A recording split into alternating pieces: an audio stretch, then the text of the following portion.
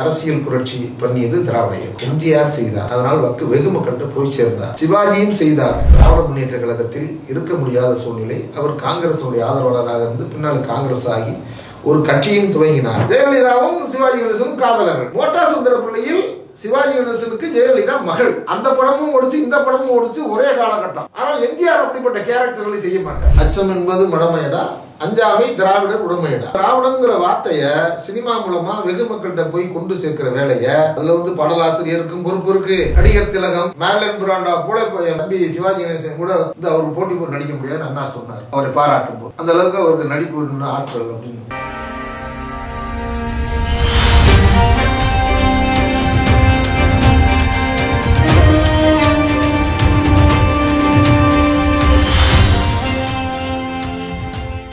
நேயர்களுக்கு வணக்கம். இன்று நம்மோடு இணைந்திருக்கிறார் பெரியார் சிந்தனையாளர் மற்றும் சினிமா விமர்சகர் திரு தீனதயாளன் அவர்கள். வணக்கம் சார். இன்றைக்கு எம்ஜிஆர் மற்றும் சிவாஜி கணேசன் அவர்களுடைய திரைப்பயணங்கள் மற்றும் சினிமா பயணங்கள் எப்படி இருந்தது அப்படின்ற ஒரு விஷயங்களை பற்றி பேசலான் இருக்கோம். அந்த வகையில் எம்ஜிஆர் அவர்களுடைய திரைப்பயணம் எப்படி இருந்தது, அந்த திரைப்பயணத்தின் வாயிலாக அவர் எப்படி அரசியலுக்கு போனார், அரசியலில் இவ்வளோ பெரிய ஜாம்பவனாக மாறியது எப்படி, மக்களுடைய ஆதரவு இவ்வளவு தூரம் பெருகி இருக்கிறது, இன்றைக்கு எம்ஜிஆர் அப்படின்னு சொன்னால் கூட அதுக்கான ஒரு தாக்கம் இருந்துட்டு இருக்கு அப்படின்றத நம்மளால் பார்க்க முடியுது.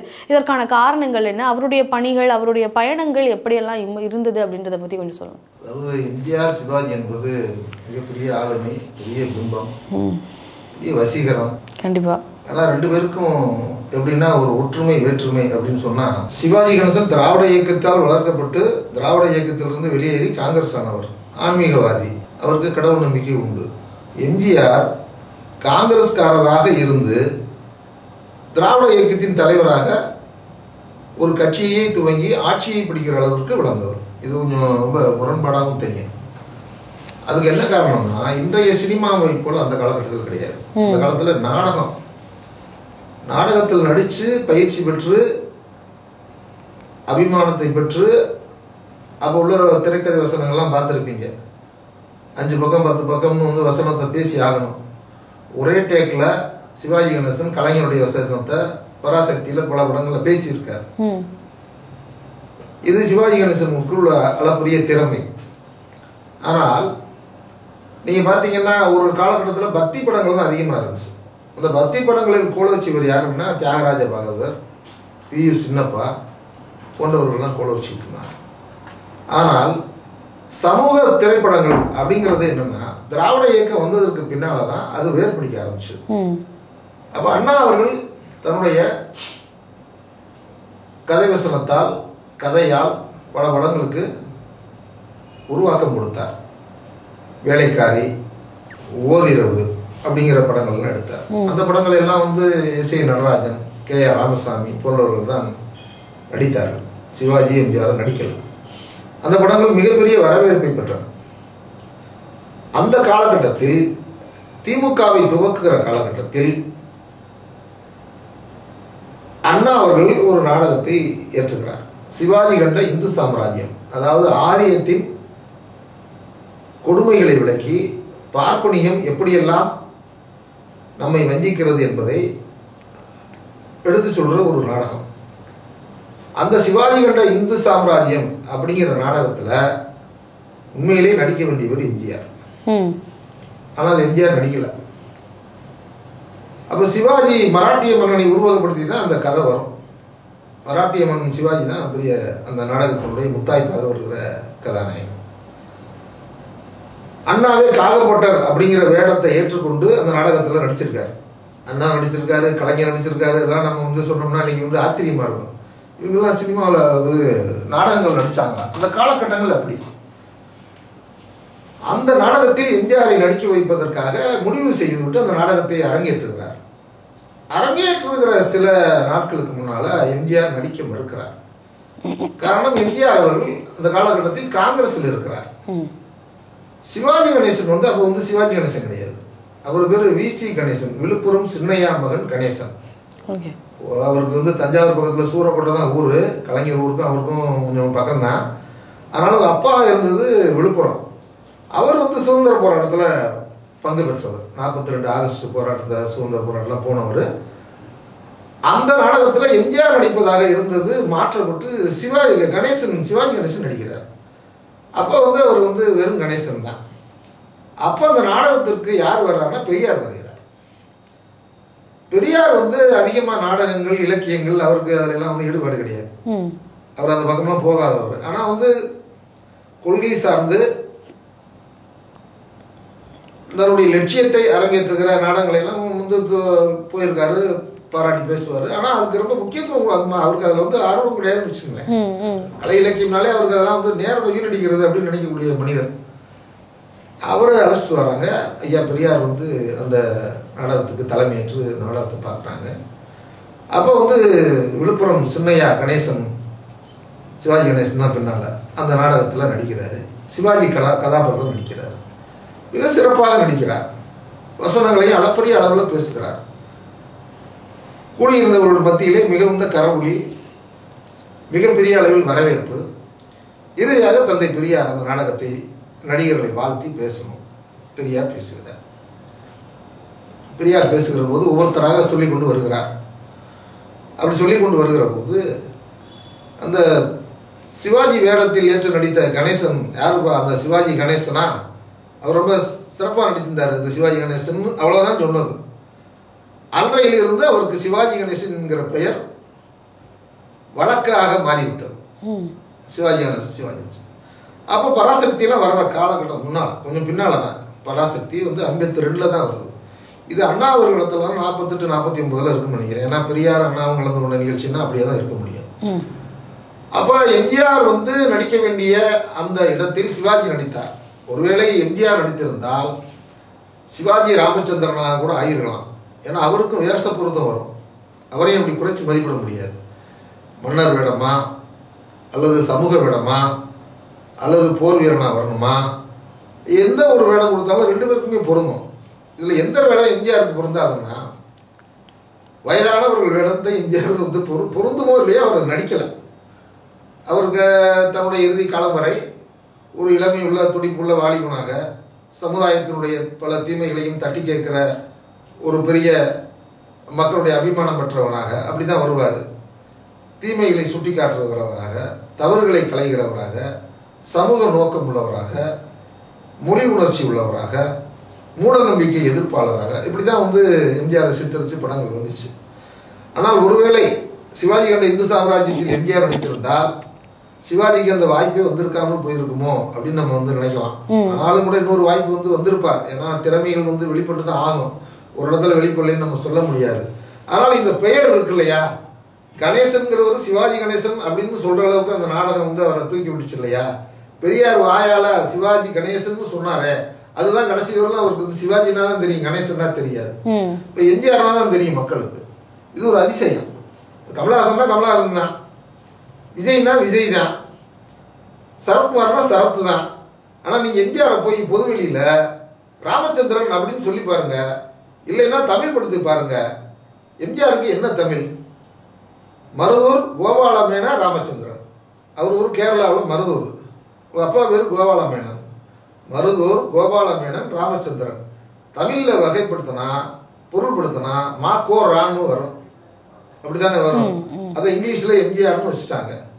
தவிர நீங்கள் மாக்கோரா நாங்கள் தூய தமிழில் பேசுகிறோம் அப்படின்னு யார் போய் மாக்கோ ராமச்சந்திரன் யாராவது கேட்டா என்ன யாரையும் வந்து புத்திப்புள்ளித்தனமாக கேட்டுட்டு இருக்கான்னு நம்மளை கேள்வி பண்ணுவான். அந்த அளவிற்கு அந்த எம்ஜிஆர் என்கிற 3 எழுத்து சொல்லு இருக்கு இல்லையா, சிவாஜி என்கிற 3 எழுத்து சொல்லு இருக்கு இல்லையா, அது வந்து மக்களை பீடித்தது என்பது மிகப்பெரிய ஒரு வரலாற்றுக்குரிய விஷயம். அப்போ இந்த இடத்துல வந்து சிவாஜி கணேசன் வந்து திரும்ப வர்றாரு. எம்ஜிஆருடைய திரைப்பட சவால்கள் என்னன்னா, அவர் 37 சதில் இலாவதிங்கிற படத்துல இருந்து நடிச்சுட்டு வர்றாரு. ஒரு 20-22 வயசுல நடிக்க ஆரம்பிச்சிட்டார். ஆனால் வந்து துணை வேடங்கள், ஒரு சில காட்சிகள் வந்து போவது, இப்படி வந்து போயிட்டே இருக்கார். ஆனால் முதலில் அவருக்கு கலைஞர் தான் மந்திரிகுமாரிங்கிற படத்தில் அட்ரஸ் கொடுக்குறார். அதுக்கப்புறம் ராஜகுமாரி படம் வருது. இப்படி படங்கள் வரும்போது எம்ஜிஆருக்கான ஒரு வெளிச்சம் கிடைக்குது. இருந்தாலும் பெரிய அளவில் எம்ஜிஆர் படம் சக்சஸ் ஆகலை. எப்போ? 1950 வரை. அவர் அப்போ காங்கிரஸ்ல தான் இருக்கார். காங்கிரஸ்லேருந்து கொஞ்சம் நகர்ந்து அண்ணா மீது பற்று கொண்டவராகவும், அண்ணாவுடைய எழுத்தின் மீதும் அண்ணாவுடைய கொள்கையின் மீதும் தாக்கம் கொண்டவராகவும் இருந்து கலைஞர் மூலமாக டிவி நாராயணசாமி மூலமாக அண்ணாவை வந்து சந்திக்கிற வாய்ப்புகள்லாம் வந்துட்டு இருக்கு. ஆனால் கட்சிக்குள்ளே வராமல் இருக்கார், அபிமானியாக இருக்கார். ஏன்னா எம்ஜிஆர் எப்படி இருப்பார்னா அந்த காலங்களில் முழுக்க கதறம், உத்தராட்ச கொட்டை, நெத்தியில பட்டை, குங்குமம் வைக்காம வெளியில் வரமாட்டார். மிகப்பெரிய ஆன்மீகவாதி. ஆனால் திராவிட இயக்கத்துக்கு வந்ததற்கு பின்னால் அந்த அவருடைய கவர்ச்சியான உடல் ரொம்ப அழகாக இருப்பார் இல்லையா, அப்படி இந்த கருப்பு துண்டு போட்டு அந்த கருப்பு துண்டில் ஒரு சிகப்பு பார்டரில் வந்து ஒரு கரை இருக்கும், அதை போட்டு வருவாங்கன்னு சொல்லுவாங்க. நான் கூட நம்மளாம் பார்த்ததில்ல, படங்களில் தான் பார்த்துருக்கேன். அவ்வளோ வசீகரமான இருக்கும் அந்த. அப்படிப்பட்ட எம்ஜிஆர் ஒரு காலத்தில் எப்படி இருந்தார்னா ஆன்மீகவாதியாகவும் கடவுள் நம்பிக்கை மிக்கவராகவும் காந்திய கொள்கைகளில் அது அவருக்கு ஒரு பேஸ். அவருக்கு இந்த மதுவிலக்கின் மீது ஏன் ஆர்வம் வந்துச்சு, அவர் குடிக்க மாட்டார், சிகரெட் குடிக்க மாட்டார், அந்த பழக்கம்லாம் அவருக்கு எப்பவுமே கிடையாது. அப்போ அந்த கொள்கையெல்லாம் எப்படி அதன் மீது தாக்கம் வந்துச்சுன்னா, எல்லாருமே அப்படிதான் இருந்திருக்காங்க. ஒரு சிலர் விதிவிலக்காக இருந்திருக்கலாம், பெரும்பான்மையாக அந்த காலங்களில் அப்படிதான் இருந்திருக்காங்க. எம்ஜிஆரை பொறுத்தவரை அந்த கொள்கையின் மீது ஏன் வந்து அவருக்கு ஆழமான ஒரு நம்பிக்கையும் பற்று வந்துச்சுன்னா, காந்திய கொள்கையின் மீது நம்பிக்கை உள்ளவர். காமராஜரை மிகவும் நேசித்த தலைவர். அது ஒரு பிரச்சனை பின்னால் வந்துச்சு, அதை வந்து நம்ம நீண்ட நேரம் பார்க்கணும், அப்படி பார்க்க முடியாது.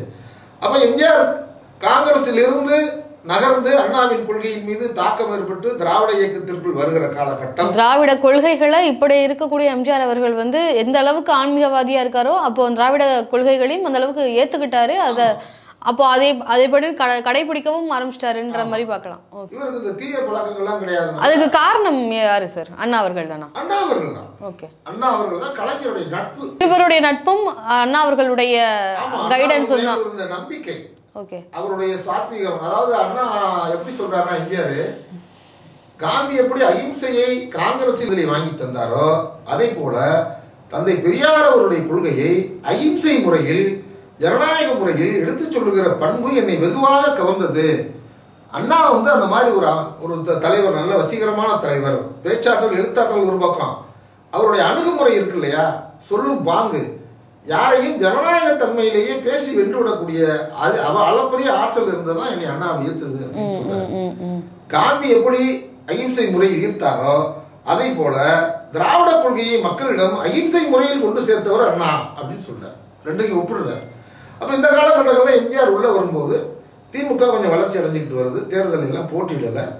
சிவாஜி கணேசன் படம் 52 பராசக்தி வருது, மனோகரா வருது. பயங்கரமான முதல் படம் வந்து பராசக்தி தான் ஒரு சிவாஜி கணேசனுக்கு. அது வெள்ளி விழா கண்டு படம் ஓடிட்டு இருக்கு படம். அப்படியே எம்ஜிஆருக்கு படம் அதுக்கு மேலே கலைஞருடைய நட்பு மூலமாக அவருக்கு படங்கள்லாம் வருது. 49, 50 மந்திரி குமாரி, ராஜகுமாரி போன்ற படங்கள்லாம் வருது. பெருமளவில் வெற்றி பெறவில்லை, பெருமளவில் வெற்றி பெற நானும் ஒரு படம்லாம் வருது. அதெல்லாம் வந்து நல்ல படங்கள் தான். ஆனால் சிவாஜி கணேசன் அளவுக்கு வெற்றி பெறலை. சிவாஜி கணேசனுக்கு முதல் படமே என்னன்னா வெள்ளி விழா படம். 200 நாளுக்கு மேலே ஓடுது. பட்டி தொட்டிலாம் போய் சிவாஜி கணேசன் பேசுறாங்க. திராவிட இயக்கத்தினுடைய கொள்கைகளை வந்து கலைஞர் பராசக்தியில் எழுதணும் மூலம் வெகுவாக மக்கள்கிட்ட போய் சேருது. அதே மாதிரி தான் மனோகரா படம். மனோகரா படம் மன்னர் கால படங்கள் தான், சமூக படம்னு சொல்ல முடியாது. ஆனாலும் கூட அதில் வருகிற வசனங்கள் எல்லாம் ஆளுங்கட்சி விமர்சிப்பதாகவும் மக்களுடைய பிரச்சனைகளை விமர்சிப்பதாகவுமே இருக்கும். அதை வந்து சிவாஜி கணேசனுடைய வசன வீச்சுனால கலைஞருடைய எழுத்து நடை, அடுக்குமொழி நடையை சிவாஜி கணேசன் பேசும்போது தான் அதுக்கு ஒரு மெருகு கிடைச்சிச்சு. அதே மாதிரி SS ராஜேந்திரன் பேசுவார், அவரும் அளப்பரிய திறமை உள்ளவர். இப்போ எம்ஜிஆர் அவர்களை சொல்ல போகும்போது ஒரு கொடை வள்ளல், எல்லோருக்குமே வந்து தானங்கள் கொடுக்கறதா இருக்கட்டும், பசின்னு வரவங்களுக்கு எப்பவுமே சாப்பாடு போடுவார், எப்பவுமே வந்து சாப்பாடு போட்டுட்டு தான் வந்து என்ன பிரச்சனைன்னே கேட்பாரு அப்படின்ற மாதிரியான விஷயங்கள்லாம் என்னுடைய வயதுக்கு நான் இப்போவே வந்து கேட்கக்கூடிய விஷயங்களா இருந்துட்டு இருக்கு. அப்போ அந்த மாதிரியான ஒரு நபராக இருந்திருக்கிறாரு. அப்போது சிவாஜி கணேசன் அவர்களை பொறுத்த வரைக்கும் அவருமே வந்து நிறைய விஷயங்களை பண்ணியிருக்கிறாரு. ஆனால் அது பெரிய அளவில் வந்து மக்களுக்கு போய் சேரலை. மக்களுக்கு சேரலைன்னா போய் தெரியலை மக்களுக்கு. சிவாஜி கணேசன் அவர்கள் எந்த அளவுக்கு எத்தனை மக்களுக்கு நிறைய விஷயங்கள் செஞ்சிருக்கிறாருன்றது தெரியலை அப்படின்றதான் பார்க்க முடியுது. சிவாஜி கணேசன் அவர்களுடைய கொடைத்தன்மை, அவர்கள் வந்து மக்களுக்கு செஞ்ச நற்பணிகள், இதை பற்றி கொஞ்சம் சொல்லுங்க. இந்தியாவுக்கு இயற்கையிலே வந்து ஏன் வந்து வர்றவங்களை வந்து சோறு போடணும், அவங்களை வந்து அவங்க இங்கே நம்மளை தேடி வர்றாங்க, ஒரு வேலையாவது நம்ம சாப்பிட்டு போகணும். எப்போவுமே வந்து ராமவரம் தோட்டத்தில் எப்போவுமே ஒரு 200 பேருக்கு 300 பேருக்கு சமைச்சிட்டு தான் இருந்திருப்பாங்க. அதோட வந்து ரொம்ப முக்கியமான நபர்கள் வர்றாங்க, கட்சிக்காரனோ அல்லது திரைப்படத்துறை சார்ந்தவர்களோ நம்ம மீது ரொம்ப ரொம்ப அபிமானம் உள்ளவர்கள் வர்றாங்க அப்படின்னா வந்து அவரே கூடவே சாப்பிட்டு வைப்பார். அந்த பழக்கம் எப்பவுமே எம்ஜிஆருடைய பழக்கம் என்னன்னா சுருக்கமாக அவர் 10 பேரோட சேர்ந்தா சாப்பிடணும், தனியாக சாப்பிட மாட்டார். எப்பவுமே கூட யாராவது நேச்சுரல் 10 பேரோட இருந்தாதான் சாப்பிடுவார். யாரு வந்திருக்கா வெளியில என்னை பார்க்க வர சொல்லு, யாரா இருந்தாலும் சரி வாங்க சாப்பிடுங்க, எண்ணிக்கை வந்துருச்சா ரைட்டு, வெளியில தயாராயிட்டு அங்க இருந்து சாப்பிட சொல்லுங்க அப்படிங்கிற மாதிரி அவர் வந்து எல்லாரோடையும் வந்து இணக்கமா. அதுக்கு என்ன காரணம்னா கும்பகோணத்தில் அவர் வந்து பிறந்ததெல்லாம் வந்து கண்டி இலங்கையில். அவங்க அப்பா வந்து அங்கே வந்து ஒரு அரசு பொறுப்பில் இருந்திருக்காரு. இவங்க அங்கே போயிடுறாங்க. இலங்கை கண்டியில் அவங்க அப்பா இறந்துடுறாரு. இறந்ததுக்கு பின்னால் குடும்பம் வறுமையில் வாடுது. அவங்க அண்ணன் சக்கரபாணியோட அவங்க அம்மா தஞ்சாவூர் மாவட்டத்தில் கும்பகோணத்தில் வந்து தான் இருக்காங்க. அப்போ ரொம்ப வறுமை நிலை. அப்போ வந்து என்ன பண்ணுவாங்கன்னா வீட்டு வேலை செஞ்சு தான் பிள்ளைகளை வளர்க்கணுங்கிற சூழல். அப்போ வந்து சாப்பாட்டுக்கே கஷ்டமான ஒரு சூழல் இருந்தபோது எம்ஜிஆர் வசீகரமானவர். அவரை வந்து பல இடங்களுக்கு வேலைக்கு அனுப்பும்போது அவரை பார்த்துட்டு ரொம்ப பரிகாசத்தோடு அவருக்கு வந்து தேவையான பொருட்கள் உணவு இதெல்லாம் கொடுத்து, அந்த காலங்களில் வந்து அப்படி தான் பணம் கொடுக்க மாட்டாங்க வேலை செய்கிறது. அந்த மாதிரி ஒரு இது இருந்ததுனால எம்ஜிஆருக்கு வந்து இளமையிலே வந்து வறுமை, உணவுக்கு கஷ்டப்பட்டோம். அப்போ இந்த வாழ்க்கை வந்து மனிதன் வாழக்கூடாது, நம்மளால் முடிஞ்சதை செய்யணும், வர்றவனுக்கு ஒருவேளை சோறாவது போடணும். அவன் நம்மளை தேடி எவ்வளோ வெளியூர்லேருந்து வர்றான், நமக்காக வந்து பயண செலவு பண்ணி வர்றான்.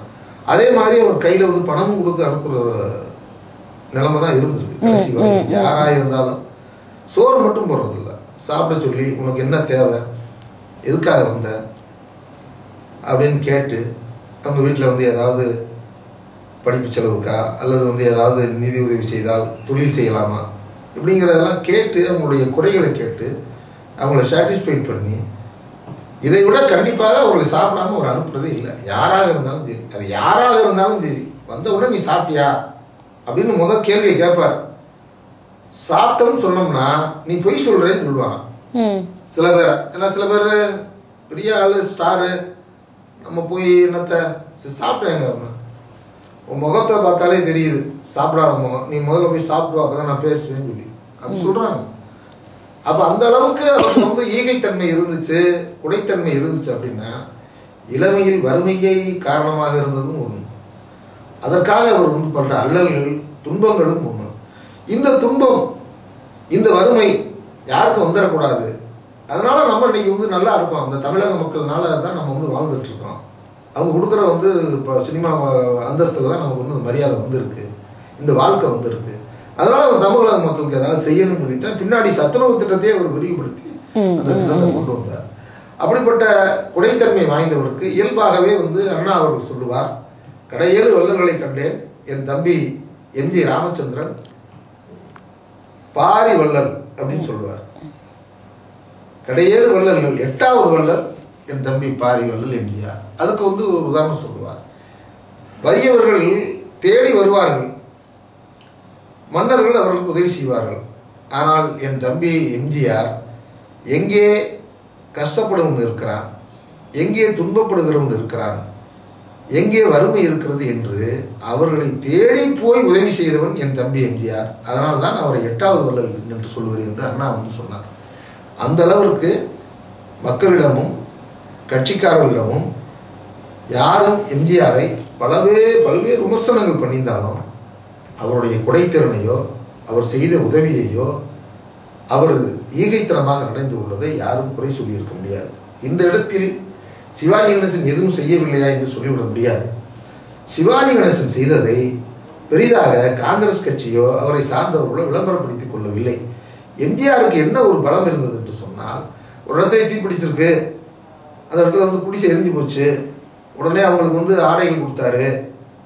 ஒரு நாள் நள்ளிரவில் எம்ஜிஆர் வந்து ஷூட்டிங் போயிட்டு வர்றாரு, கொட்டு மழை வந்துட்டு இருக்காரு, மழை பெஞ்சிட்டு இருக்கு, கடுமையான மழை பெஞ்சிட்டு இருக்கு.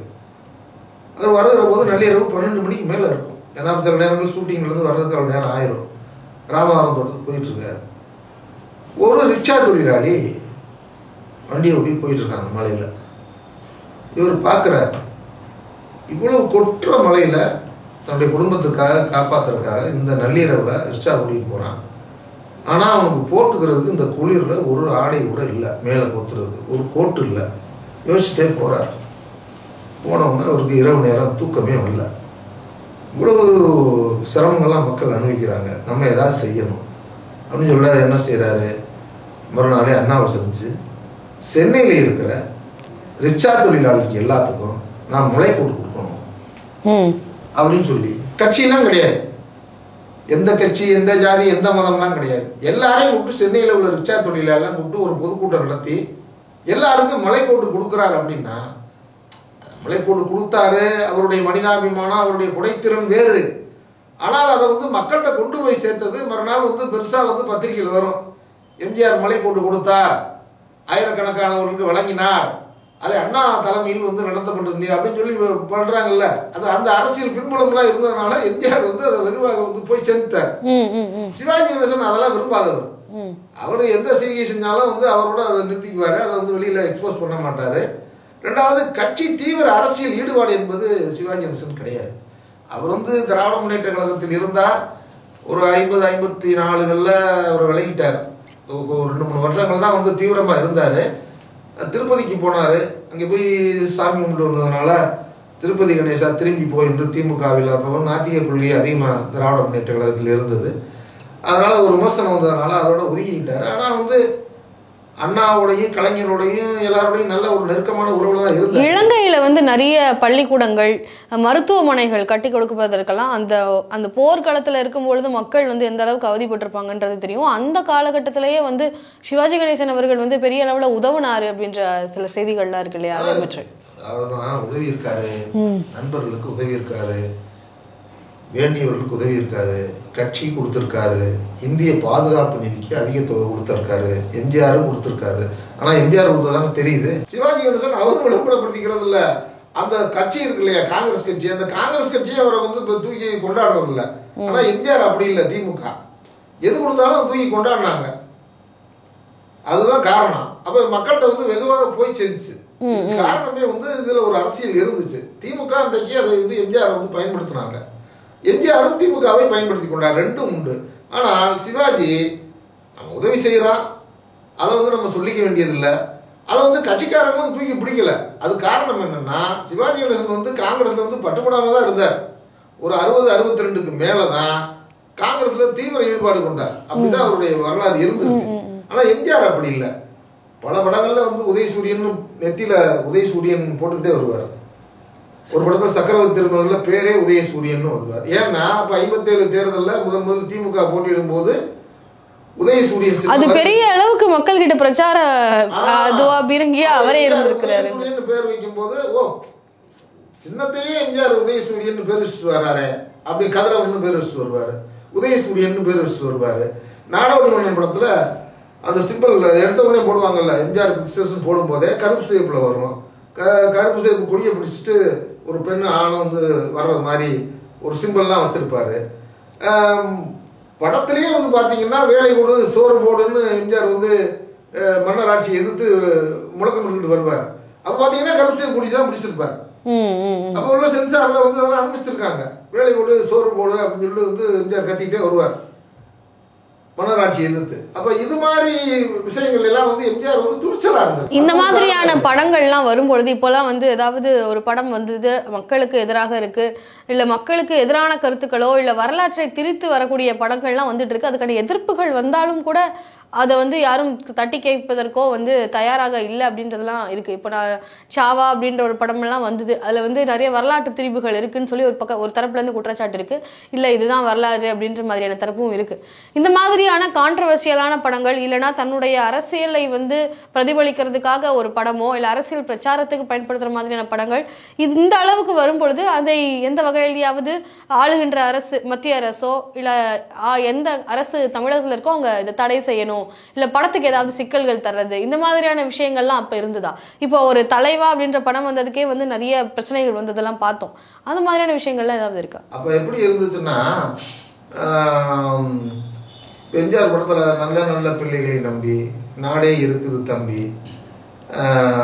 கருணை இருந்தால் வள்ளலாகலாம், கடமை இருந்தால் வீரனாகலாம், பொறுமை இருந்தால் தலைவனாகலாம், இந்த மூன்றும் இருந்தால் நீ பொறுமை இருந்தால் மனிதனாகலாம், இந்த மூன்றும் இருந்தால் தலைவனாகலாம் அப்படின்னு ஒரு பாட்டு வரும். அப்ப அறிவுக்கு இணைந்து வள்ளுவரை போல் அப்படியே வரும். அப்படி வரும்போது கடைசியில் மேடையில் முழங்கு அறிஞர் அண்ணா போல் அப்படின்னு அந்த பாட்டுல முடிப்பார். எழுதுனது யாருன்னு எனக்கு தெரியல. கிட்டத்தட்ட வாலியா இருக்கணுமா, இந்த அப்படியேதான் இருக்கணும், சந்தேகமா சொல்லக்கூடாது. மேடையில் முழங்கு அறிஞர் அண்ணா போல் அப்படின்னு வரும்போது என்ன பண்றான், சென்சார் மத்திய தணிக்கைத்துறை இருக்கு இல்லையா, அது வந்து ஒத்துக்கல. உடனே இவங்க என்ன பண்றாங்க சினிமாவில், மேடையில் முழங்கு திருவிக்கா போல். ஏன்னா அந்த காலத்துல திருவிக்கா வந்து தமிழ் தென்றல் மேடையில் வந்து இலக்கியத்தோடு பேசக்கூடிய பெரிய ஒரு ஆளுமை. அப்ப மேடையில் முழங்கு அறிஞர் அண்ணா போல்னா சென்சார்ல ஒத்துக்கல. இப்ப மேடையில் முழங்கு திருவிக்கா போல் அப்படின்னு வந்து படத்துல வந்துருது. ஆனா வெளியில பாத்தீங்கன்னா அப்ப இந்த இது இருக்கும், ரெக்கால் பெயர்ல போடுவான், அதுல வந்து மேடையில் முழங்கு அறிஞர் அண்ணா போல்னு வரும். ஆனா சினிமாவில் பார்க்கும்போது திருவிக்கா போல்னு வரும். ஓகே, இந்த மாதிரியான விஷயங்கள்ல அப்ப வந்து என்ன செய்யறதுன்னா, சென்சார் வந்து தடை இருக்கத்தான் செய்யும், தடை இல்லாமலாம் இருக்காது. அதே மாதிரி வந்து காஞ்சி தலைவன் ஒரு படம். காஞ்சி தலைவன் அப்படின்னாலே என்ன, காஞ்சி யாரு, அண்ணா ஊரு. ஆனா காஞ்சி தலைவன்கிறது என்ன, அது வந்து வாதாபி படையெடுத்த நரசிம்ம பல்லவருடைய கதை. வாதாபி வரை சென்று நரசிம்ம பல்லவர் படையெடுத்து தன்னுடைய வீரத்தை நிலைநாட்டிய படம் அந்த படம். ஆனால் பேர் என்ன, டைட்டில் என்ன வச்சிருக்காங்க, காஞ்சி தலைவன். அப்படின்னா யாரு, அண்ணாவை குறிக்கிறது. அதுல அந்த படத்துலயும் சில சென்சார்கள்லாம் இருந்ததா சொல்லுவாங்க. ஏன்னா வந்து வெல்க நாடு வெல்க நாடு வெல்க வெல்க வெல்கவே அப்படின்னு அந்த போர்பரணி பாடிக்கிட்டு வீரர்கள்லாம் போவாங்க. அப்ப முதல்ல வந்து என்ன வந்திருக்குன்னா வேற மாதிரி வந்திருக்கு, வெல்க திராவிட நாடுன்ற மாதிரி தான் வந்து பாடியிருக்காங்க. அதே மாதிரி அச்சம் என்பது மடமையடா, அஞ்சாமை திராவிடர் உடமையடான்னு எம்ஜிஆர் மன்னாதி மன்னன்ல பாடிக்கிட்டே வருவார், புரியுதா? ஆனா அதெல்லாம் வந்து சென்சார் பண்ணவும் முடியல. அச்சம் என்பது மடமையடா, அஞ்சாமை திராவிடர் உடமையடா. அப்ப இந்த திராவிடங்கிற வார்த்தைய சினிமா மூலமா வெகு மக்கள்கிட்ட போய் கொண்டு சேர்க்கிற வேலைய, அதுல வந்து பாடலாசிரியருக்கும் பொறுப்பு இருக்கு, அந்த படத்தை இயக்குனருக்கும் பொறுப்பு இருக்கு. ஆனால் அதற்கு மேல எம்ஜிஆர் அதுல வந்து தீவிர கவனம் செலுத்தி இருக்கிறாரு அப்படிங்கறதா உண்மை. ஓகே, இயக்குனருக்கு அது வேலை இல்லை. அப்போ கடைக்கோடி வரைக்கும் தமிழகத்தில் உள்ள எல்லா கிராமங்களிலும் போய் சேர்ந்ததற்கு முக்கிய காரணம் எம்ஜிஆர் அவர்களாகவும் இருக்கிறார். எம்ஜிஆரும் காரணம், சிவாஜியும் காரணம், என்எஸ் கிருஷ்ணனும் காரணம். என்எஸ் கிருஷ்ணன் இருந்தாருன்னா அவர் திமுக ஆரம்ப காலகட்டங்களில் வந்து திமுக வந்து வரும்போது இப்போ வந்து ஒரு ஒரு பாட்டு பாடிக்கிட்டே வருவார். நீங்க என்ன கழகம் அப்படின்னு கேட்பா, தீனா முனா கானா அப்படின்னு பார். அப்ப அப்படின்னா என்னன்னு அவங்க மனைவி டி மதுரம், அவங்க ரெண்டு பேரும் வாழ்வினைஞராக இருந்தவங்க. அவங்க திராவிட இயக்க பற்றாளர். தீனா மூனா காணான்னு பாரு அப்படின்னா என்ன அப்படின்னா திருக்குறள் முன்னேற்ற கழகம் அப்படின்பாரு. ஆனா தீனா மூனா காணான்னா என்ன, சுருக்கமா திமுக வருது. அப்ப டெபனிஷன் என்ன அதுக்கு சொல்றது, திராவிட முன்னேற்ற கழகம் சொல்ல முடியாது. சொன்னா சென்சார்ல தணிக்கையில அனுமதிக்க மாட்டான். திருக்குறள் முன்னேற்ற கழகம் மறைமுகமாக அப்படின்னு சொல்லி சொல்லுவார். அப்ப ஒரு காலத்துல திருக்குறள் எடுத்துட்டு போனதும் திராவிட இயக்கம் தான் மக்கள்கிட்ட, அப்படியும் பொருள் கொள்ளலாம்ல. கண்டிப்பா ரெண்டு விதமாகவும் பொருள் கொள்ளலாம். திருக்குறள் முன்னேற்ற கழகம், திராவிட முன்னேற்ற கழகம். சரி, அப்ப இதைத்தான் வந்து திமுக செய்யறாங்க, வள்ளுவருடைய குரலை திராவிட இயக்கம் எடுத்துட்டு போறதுதான் சொல்றாரோ அப்படிங்கிற மாதிரியும் பொருள் கொள்ளலாம். அப்ப திரைப்படங்கள்ல வந்து பகுத்தறிவு கருத்துக்களை, சமூக சீர்திருத்த கருத்துக்களை அளப்பரிய முறையில் எடுத்து சென்றது திராவிட இயக்கம். பண்ணையார் அடிமைத்தனத்தை, ஜாதிய ஒடுக்குமுறையை, தீண்டாமையை எதிர்த்து எவ்வளவு படங்கள் வந்து சொல்ல முடியுமா, அவ்வளவு படங்களை வந்து எடுத்திருக்காங்க. அன்னைக்கு ஒரு கொள்கை வேட்கையோட வெறியோட வந்து அன்னைக்கு வந்து அண்ணா எழுதின ஓரிரவு, வேலைக்காரி, இதெல்லாம் வந்து பிரமாதமா ஓடின படங்கள் தான். அப்ப என்எஸ் கிருஷ்ணன் போன்றவர்கள் எவ்வளவு பேர், லட்சிய நடிகர் எஸ்.எஸ். ராஜேந்திரன் போன்றவர்கள், சிவாஜி கணேசன், எம்ஜிஆர் அவர்கள், இப்படி நடிகர்கள்லாம் வந்து நடிகைகள்லாம் சேர்ந்து தான் திராவிட இயக்கத்தை வளர்த்தாங்க. கலைஞருடைய வசனம் மக்கள்கிட்ட, எளிய மக்கள்கிட்ட போய் சேர்ந்துச்சு. இன்னொன்று, ஏன் இந்த வசனங்கள் மக்களை பீடித்தது, ஏன் இந்த மக்கள் வசனங்களை ஏற்றுக்கொண்டு திமுகவின் பக்கம் திசை திரும்பினார்கள் என்று சொன்னால், அதற்கு முன்னால பக்தி இலக்கியம் தான் படமா இருந்துச்சு. பக்தி இலக்கியத்துல தமிழே இருக்காது. வதனமோ சந்திர பிம்பமோன்னு பாடுவான். அப்படின்னா என்ன? சமஸ்கிருத வார்த்தைகள். வணக்கம் சொல்ல மாட்டான், நமஸ்காரம் அப்படின்னு பேசுவான். திரைப்படத்துல க்ஷேமமா இருக்கீங்களா அப்படின்னு கேட்பான். ஸ்ரீ போட்டுக்குவான் இடத்துக்கு முன்னால. அப்ப நீங்க ஒரு எளிய தமிழ் நடையில் சமஸ்கிருதம் கப்பி இருந்த திரைப்படத்திலும் சரி, இலக்கியங்களிலும் சரி, தமிழ் சொற்களை எளிய முறையில் கொண்டு சேர்த்த மிகப்பெரிய அரசியல் புரட்சி பண்ணியது திராவிட இயக்கம். அதை எம்ஜிஆர் செய்தார். அதனால் வெகு மக்கள்கிட்ட போய் சேர்ந்தார். சிவாஜியும் செய்தார். ஆனால் அவர் தொடர்ந்து திராவிட முன்னேற்ற கழகத்தில் இருக்க முடியாத சூழ்நிலை. அவர் காங்கிரஸுடைய ஆதரவாளராக இருந்து பின்னால் காங்கிரஸ் ஆகி ஒரு கட்சியும் துவங்கினார். ஆனால் கட்சி துவங்குவதற்கு சரியான காரணத்தை மக்களிடம் சொல்லாததால் அது வெற்றி பெற முடியவில்லை.